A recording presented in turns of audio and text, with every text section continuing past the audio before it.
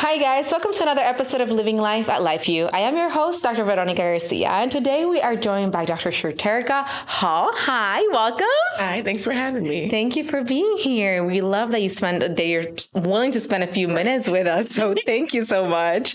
And talk to me, what is your role in the university? I believe you're an assistant professor. I am. I'm an assistant professor in technique analysis and chiropractic science. Nice. How exciting. Yes. What's a little bit of your background? I started off as a massage therapist, and then I'm actually a double alumni. I finished my bachelor's here in exercise science. Then after that, I matriculated into the DC program. Awesome. When did you finish exercise science? Summer of 10. Okay. And then DC was summer of 16. Oh, amazing. Yep. And when did you come back? I came back on campus actually in the summer of 18. Okay. I moved to Michigan for a little bit.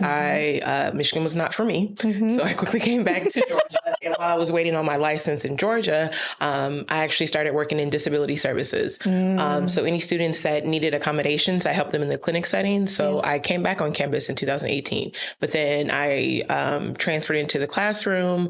It was fall of 21. Awesome. Yeah. Well, how exciting. How exciting. And you mentioned you have a background in massage. How was that transition? Talk to me about that. It was pretty easy, but then it was also moments where I felt like, I don't know everything. As far as understanding like the anatomy, massage school was really, this is this muscle and this is where the fibers run and this is how you have to stroke it. Okay. Versus when you got to chiropractic school, this is this muscle, this is the nerve that innervates it, this is the action that it does. So it was more so I had a little bit of a foundation. So like the terms were easy, but it just really expanded it. So. That's amazing. I bet also it helped you with your undergraduate as well. Not really. Tell me why. When I first got here, I knew I didn't want to be a bio major. It was too boring. And so I was interested in exercise science. I had an affinity for athletes at the time. And so I figured, well, I can, use that and work into like sports chiropractic. And then once I got into the program, it kind of just shifted. Like I still have an appreciation for athletes and exercise science. But I don't really use it anymore. Trust me, I completely understand. I always, if any student asks me or any prospective student asks me, like, what is some advice that you want to, would like to give me in the chiropractic program? I used to say, I don't know how to say this word in English, take your gringolas off. Like what you put to the horses whenever they're racing. Your blinders. Your blinders. Yeah, take them off because you think that your one and only passion is pregnancy and babies. And all of a sudden you find functional neurology or you find NET or whatever it is. And it just marinates with you and helps you grow and things like that. So what is your growth? NET. That was happening for me. I always knew that touch was powerful. Being a massage therapist, I knew it was more like it feels good, but there was also more there. I had heard about emotional releases from the power of touch, and then I knew chiropractic was all hands-on, and so I appreciated that. I had the privilege of taking board review with Dr. D'Onofrio. Me too. And he introduced me to NET. Yeah. So I was so fascinated by this because in school they teach us thoughts, traumas, toxins. They go all over the toxins. They go all over the traumas, the physical traumas. And then they kind of just like skim the surface with thoughts. Just don't be stressed out. But to me, it was so much more. I knew that the body, has an emotional response to everything that we go through. And there has to be a way to help release that. So when I was introduced to NET, I was like, oh, this is it. But prior to that, I worked for a chiropractor right after massage therapy school who did total body modification. Okay. It's kind of off the branch with AK and NET.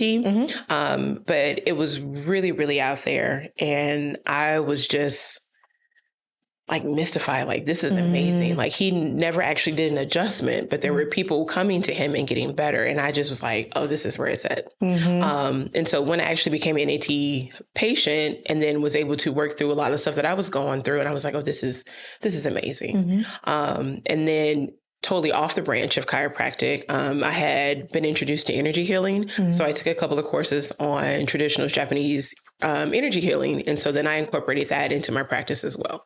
So that's where I have a real affinity for the emotional component of it. Wow. Yeah. What a transition from sports into right. emotional, which interestingly enough, I too practice a lot of NET, and it is my passion along with functional neurology itself. And it's very interesting because it is the tough athletes are, well, are you going to snap, crackle me and popping it like this? I'm like, sit down. Let me see that arm. But it is a beautiful thing. And for anybody that doesn't know, NET stands for neuro-emotional technique. It's very powerful, very beautiful. If you haven't seen a provider on it and you have explored the toxins piece of it, you have explored the physical piece of it, try to explore the emotionals as well. It does take you the extra step. Yep. And talk to me about your experience teaching technique. What techniques are you teaching on campus? How has that experience of being a professor been? I teach the full spine classes. So I'm one of the lab instructors for full spine 1 and 2 and 3. I'm also in the analysis portion of the MOPAL classes. And I recently took over the SOT class. Oh, got some pretty big shoes to fill. Did he retire? He didn't retire. Okay. So he went adjunct. Okay. So I asked him, we've got him for a little bit longer. Okay. But he's definitely not full-time anymore. Gotcha. So those are 2 different spectrums. Like you have the full spine and it's so structured, like the bone does this, it moves this way, put it back that way. So when I get them in 12th quarter and they kind of already have the idea of how they want to practice. And so in SOT, you kind of really got to just open your mind. There's still rules and you're still following structures, but there's a little bit more, just follow me, just go with me. So those are 2 different spectrums, but I still love it. My favorite class actually is not even a technique class. It's the MOPAL classes, because it's the lower quarter classes. Yeah. And so they're still like mush and you can still kind of help guide them. They're not so much set in their ways once they get to 12th quarter. And it's also just having the spark, and then they're more receptive to learning. And I really enjoy the MOPAL 2 classes when they have their aha moments, like, oh, I can actually feel it. Like, yes. How exciting, how powerful. I love that. I am mentoring a student who he just finished his first year. Mr. Luis, you better rock this upcoming quarter. But he actually just finished his MOPA classes. And that was one thing when he was, he's like, hey, do you mind if I check your cervical? I'm like, yeah, sure, why not? And he's doing it, like, is that your atlas? I'm like, you feel it. Yes, you got it. Yeah. It's so beautiful. And I love that that's early on in the process as well. Yes, of course, you do have to learn your anatomy. So you got to know what it is that you're touching before you actually touch it. But it is so beautiful to have that experience. I'm sure that it's very gratifying to you. It is. Because it's also, I guess, when you're in the first few quarters, you're still really extremely excited. Yes. Yes. Not that it deems down too much, but. And how would you say that transition from students seeing them in 12th quarter and seeing them in the first few quarters, and also right in the middle, you mentioned you're doing the full spine. Full spine is a technique that you do need to successfully complete before you go into clinic. What is that transition when you see them in those 3 stages, like beginning, middle, and end? In the beginning, it's still like, oh, am I doing this right? I can't feel anything, until when we get them, I say full spine 3, because 1 and 2 is learning the moves and the setups. And then 3 is where we put it all together. 3, it's my favorite class because it's the actual class where you get to adjust. And seeing them go from, I can't feel anything, to afraid to deliver a thrust, like, you're not going to hurt them, you're going to be okay. And then to seeing a student deliver their first successful adjustment, it brings me so much joy. I enjoy being in the classroom more than I enjoy being in my office because of full spine 3. It's just so much fun. And then once they get to 12th quarter, I don't know if it's ego or if it's confidence, but it has developed a lot by that point.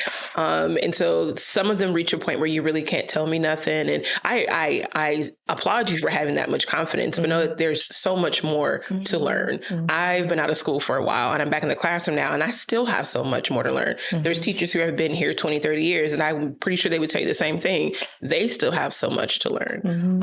But it is a vast difference, though. But I still enjoy both of them, though. That's amazing. That's amazing. Thank you so much. And what would you say would be a piece of advice for a student that is thinking that their passion is this specific thing, but is kind of scared of even exploring things like NET, functional neurology, pregnancy, whatever it is outside of what their focus was, what advice would you give them? Stay open-minded and give yourself a lot of grace. You don't have to be so rigid. Like, you have to have a plan, but also know that your plan can be edited. And also don't let anybody put their projections on you. This is what I tell my 12th quarter class. I teach the advanced wellness class. It's a class where you give your wellness presentation. And I like to tell this class, because they're almost out the door. It's one of the last classes that they'll take. And they're either ready to go into an associateship or go into solo practice. And I tell them my story as far as when I graduated, I dealt with a lot of fear of what I thought a doctor had to be and not what I wanted to do.